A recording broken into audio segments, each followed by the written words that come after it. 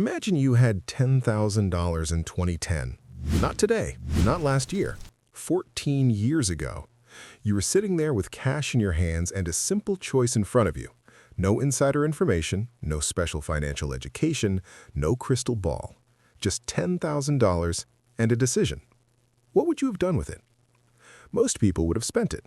Maybe on a better car, maybe on a vacation, maybe on new technology that felt exciting at the time but is completely outdated now.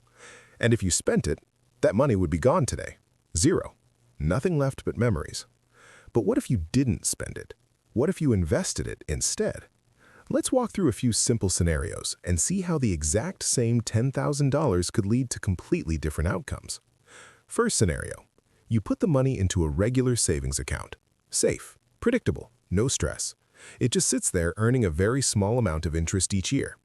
Over more than a decade, maybe it grows to $11,000, maybe $12,000 if you're lucky with interest rates. On the surface, that sounds fine. You didn't lose anything, but when you adjust for inflation, the purchasing power barely changed. In real terms, that money did almost nothing. It felt safe, but it didn't build wealth. Now let's look at a different path. In 2010, you decide to buy shares of Apple. At that time, it was already known, but it was nowhere near the massive global powerhouse it is today. If you invested $10,000 into Apple and simply held it for the next 14 years without constantly buying and selling, that investment would have multiplied many times over.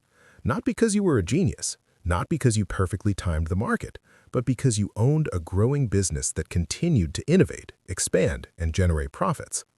Ownership allowed you to participate in that growth.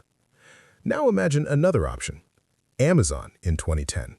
Online shopping was growing, but it had not yet completely reshaped consumer behavior. Many people still preferred traditional retail.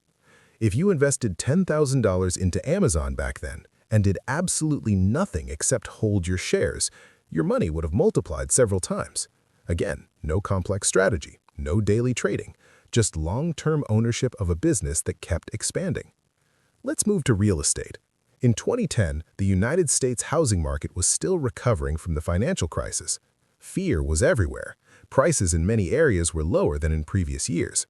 If you used $10,000 as a down payment on a property in a growing city, that property in many cases would be worth significantly more today, not only because of price appreciation, but also because of rental income collected along the way. Time, leverage, and demand worked together. Now consider the most extreme example. Bitcoin in 2010 was barely known. It was experimental, highly volatile. Many people thought it was pointless. If you had invested $10,000 into Bitcoin in 2010 and somehow held it through massive price swings, crashes, fear, and doubt, that investment would have turned into an extraordinary amount of money, life-changing money.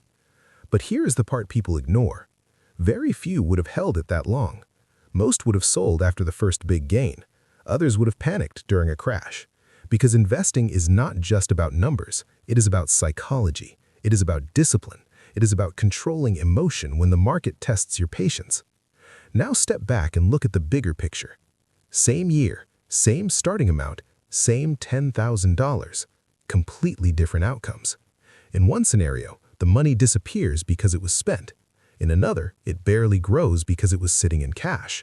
In another, it multiplies several times because it was invested in a strong company.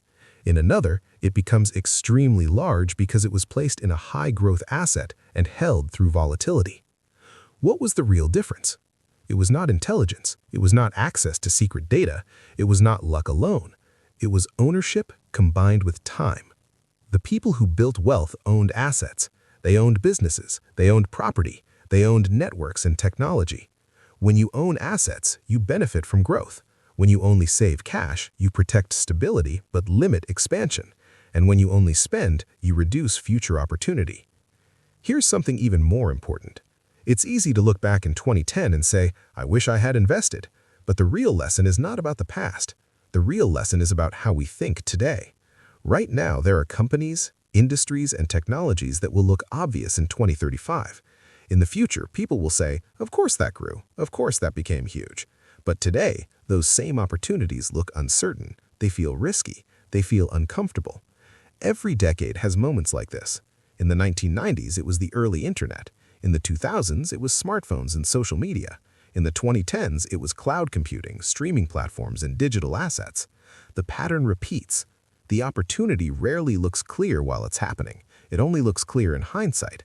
That's why so many people miss it, because clarity usually arrives after growth has already occurred. So what can we actually learn from this? First lesson, time matters more than perfect timing. The people who benefited the most were not necessarily the ones who bought at the exact bottom. They were the ones who held for a long period and allowed growth to compound. Second lesson, ownership beats idle cash over long periods. Cash feels comfortable because it doesn't move much, but assets create movement. Assets produce growth. Third lesson, emotion is often the biggest obstacle. Fear during downturns and greed during upswings cause people to make impulsive decisions. Wealth usually rewards patience more than excitement. And finally, small decisions compound into large consequences. $10,000 may not seem life-changing on its own, but the decision connected to it can be. Spend it and it disappears. Leave it idle and it barely grows. Invest it wisely and give it time, and it can multiply. You can't go back to 2010. That opportunity is gone. But you are living in a year right now that your future self will look back on. In 2035 or 2040, you'll remember this period. You'll remember whether you chose to consume everything you earned or whether you chose to own something that could grow. Your future self will either say, "I'm glad I started," or "I wish I had." And the difference between those two outcomes doesn't begin with a miracle. It begins with a decision about what you choose to own today.